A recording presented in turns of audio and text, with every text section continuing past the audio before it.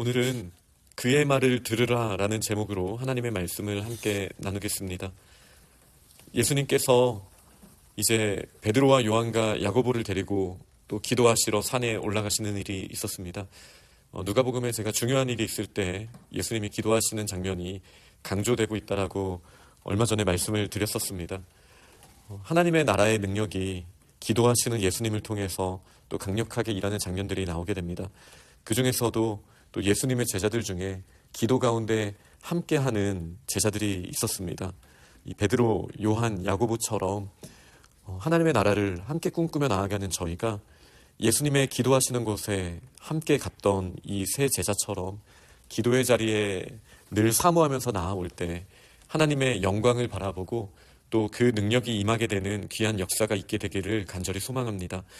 먼저 예수님이 기도하시는 이 변화산 사건을 통해 몇 가지 용어는 우리에게 출애굽기를 참 떠올리게 하는 표현들이 있습니다. 예를 들어 29절에 기도하실 때 용모가 변화되고 그 옷이 휘어져 광채가 나더라 라는 표현은 하나님의 율법을 받으며 영광의 임재를 경험한 모세의 얼굴을 또 떠올리기도 하지만 이 용모라는 표현이 출애굽기 26장 30절에서는 하나님이 성막을 세우실 때에 그 틀을 세우셨던 계획을 의미하거든요. 이 에이도스라는 단어는 오늘 본문에는 용모라고 쓰여졌지만 원래 출애굽기에서는 성막을 세우신 하나님의 계획 혹은 설계도를 의미하는 단어입니다. 그래서 저희에게 성막을 세우신 하나님의 그 계획을 떠올리게 하는 표현이기도 합니다. 그러면서도 모세의 변화된 모습을 또 저희에게도 떠올리게 하는 것이죠. 이때 문득 두 사람이 예수님과 함께 말하는 일이 있게 됩니다. 바로 모세와 엘리야입니다. 모세와 엘리야와 예수님은 어떻게 연결이 될 수 있을까요? 가장 기본적으로는 모세는 하나님께서 이스라엘 백성들을 위하여 율법을 주실 때, 그 율법을 세우실 때 그 언약의 중보자로서 역할도 했고요. 그러면서 하나님의 말씀을 받았던 사람, 말씀을 세웠던 사람이라고 우리가 알 수 있습니다. 그럼 엘리야는 어떤 역할을 합니까? 이 말씀이 지켜지지 않을 때 선지자로서 하나님의 말씀이 잘 지켜질 수 있는 역할을 했던 그런 선지자라고 할 수 있습니다. 그런 의미에서 봤을 때 예수님은 율법에 완성하시는 분으로서 저희가 이해할 수 있겠죠. 말씀을 세운 이 모세와 또 이 말씀이 지켜지도록 선포하였던 엘리야와 또 이 말씀을 율법을 완성하신 예수 그리스도가 한 자리에 있는 모습으로도 저희가 볼 수 있겠습니다. 그러나 조금 더 구체적으로 바라보자면 말라기 4장의 맥락을 한번 저희가 볼 수도 있겠습니다. 말라기 4장에서 먼저는 4절에 보면 너희는 내가 호렙에서 온 이스라엘을 위하여 내 종 모세에게 명령한 법 곧 율례와 법도를 기억하라 라고 말씀하시면서 모세를 언급하십니다. 그리고 5절을 보면 보라 여호와의 크고 두려운 날이 이르기 전에 내가 선지자 엘리야를 너희에게 보내리라 말씀하시면서 심판 전에 엘리야를 보내시겠다라는 말씀을 주십니다. 그리고 이제 저주가 임하게 될 수 있다, 큰 심판이 임할 수 있다라는 말씀과 함께 구약 성경은 끝나게 됩니다. 그리고 이제 400년의 시간이 지난 후에 예수 그리스도가 이 땅에 오셔서 은혜의 시대에 이 신약이 기록되었다라는 사실을 저희는 잘 알고 있습니다. 그러나 잘 생각해 보면 이 모세와 엘리야가 언급됐다라는 이 맥락은 사실은 하나님의 심판이 임하게 될 것을 말씀하신다라는 것을 저희는 알 수 있습니다. 이 율법이 세워졌고 또 엘리야를 통해서 또 많은 선지자를 통해서 이 율법에 대해서 하나님께서 계속 강조를 하셨지만 이스라엘 백성은 저희는 이 율법을 떠나 있었습니다. 그러니 하나님의 심판이 임할 수밖에 없는 것이죠. 사실 모세와 엘리야가 했던 일을 잘 생각해 보면 하나님의 말씀이 이스라엘 백성 가운데 선포되었지만 그 말씀을 듣지 아니하였던 이스라엘 백성에게 이 둘을 통하여 가장 강력한 하나님의 능력을 통하여 심판이 임하였었던 것을 저희는 기억하고 있습니다. 그러니 모세와 엘리야가 지금 예수님과 함께하는 이 장면을 통해 하나님의 심판이 곧 임할 것임을 저희는 또 볼 수 있게 됩니다. 31절에 영광 중에 그 두 사람이 나타나서 장차 예수께서 예루살렘에서 별세하실 것을 말했다라고 말하고 있습니다. 여기 별세한다라는 표현은 저희가 잘 아는 표현입니다. 바로 엑소더스입니다. 제가 오늘 본문에 출애굽을 의미하는 단어들이 나온다라고 말씀을 드렸는데요.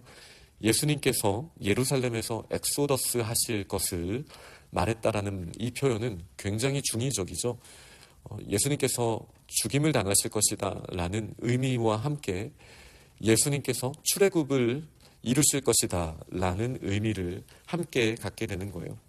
이 모세와 엘리야가 나타난 상황에서 결국은 하나님의 심판을 강조해야 되는 이 맥락, 예수님께서 죽임당하심에 대해서 어제 또 오늘 본문의 시간으로 치면 8일 전쯤에 제자들에게 말씀하시지 않았습니까?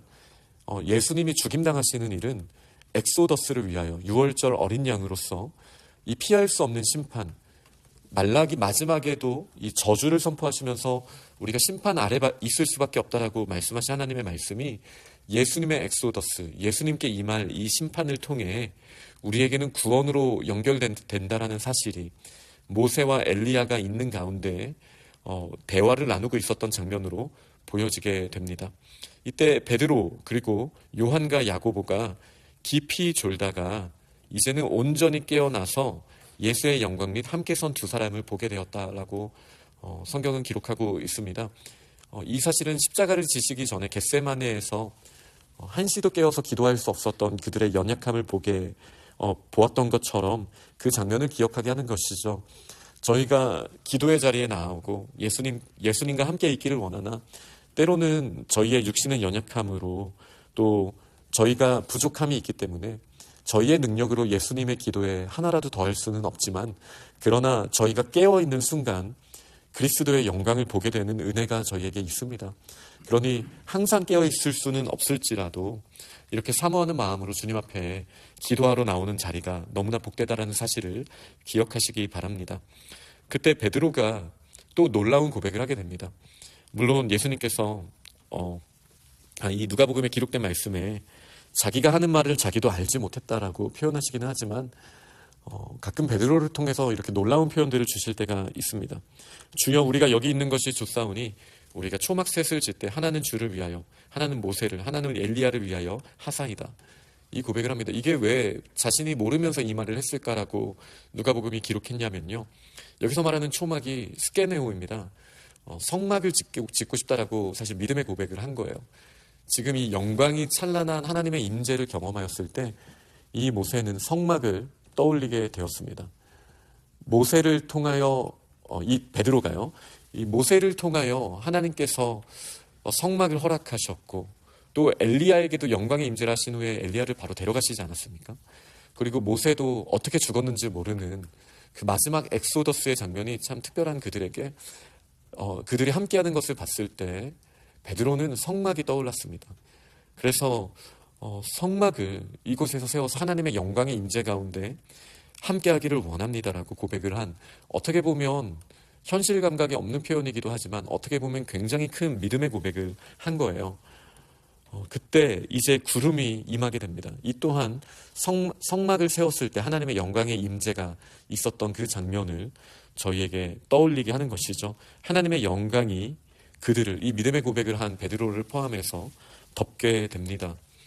그러나 이 구름 속으로 들어갈 때 그들은 무서워했습니다. 심지어 모세조차도 영광의 임재가 성막에 있었을 때 그 안에 들어갈 수 없었던 장면을 떠올려 봤을 때 하나님의 영광의 임재를 경험한 그들이 두려워했던 것은 어찌 보면 당연한 일이었습니다.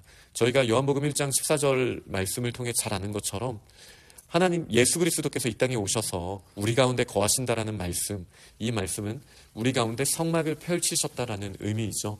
예수 그리스도를 통하여 우리가 은혜의 자리에 나아갈 수 있는 하나님의 성막이 임하게 되어서 하나님의 영광의 임재를 경험할 수 있게 되었다는 사실은 우리에게 가장 큰 복이 되는 줄 믿습니다. 이 하나님의 영광의 임재에서 결국 어떤 소리가 들리게 됩니까? 이는 나의 아들 곧 택함을 받은 자다. 너희는 그의 말을 들으라. 이 말씀은 신명기 18장에 모세와 같은 한 선지자를 세우리니 너희는 그의 말을 들을지라 라는 말씀의 응답이기도 하고요. 또 세례 받으실 때 하늘이 열리며 예수 그리스도에게 주신 너는 나의 아들이다 라는 말씀에 대한 또 다시 반영이기도 합니다. 결국 주님께서 영광을 보여주시면서 저희를 초청하시는 내용은 무엇입니까? 바로 율법을 세웠던 모세, 그리고 율법에 대해서 선포하며 모세와 엘리야는 심판자의 모습이기도 하였습니다. 그러나 율법의 완성이신 예수님이 우리 가운데 스케네오 성막을 펼치시고 마치 그 용모가 변화되었던 것처럼 새로운 성막의 설계도를 우리 가운데 보여주셨을 때 모든 심판, 율법을 못 이루는 것에 대해서는 예수 그리스도께서 십자가에서 그 대가를 유월절 어린 양의 피로 다 지불하시지 않으셨습니까? 심판이 예수 그리스도를 통하여 임하였다면 결국 영광의 임재 가운데 하나님께서 저희에게 기대하시는 바가 무엇이겠습니까? 바로 그의 말을 들으라입니다. 오늘 제목인데요. 모든 심판이 하나님께 임하였다면 저희에게 남아있는 것은 예수 그리스도의 말씀에 순종하는 그의 말씀을 들음으로 말미암아 하나님의 영광이 저희들을 통하여 이 땅에 나타나는 것, 결국 율법과 말씀의 축복만이 저희에게 남아있게 되는 것입니다.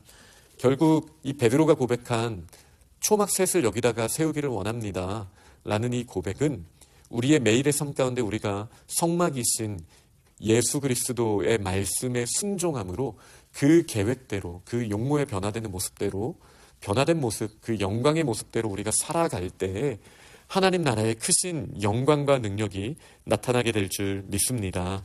아멘.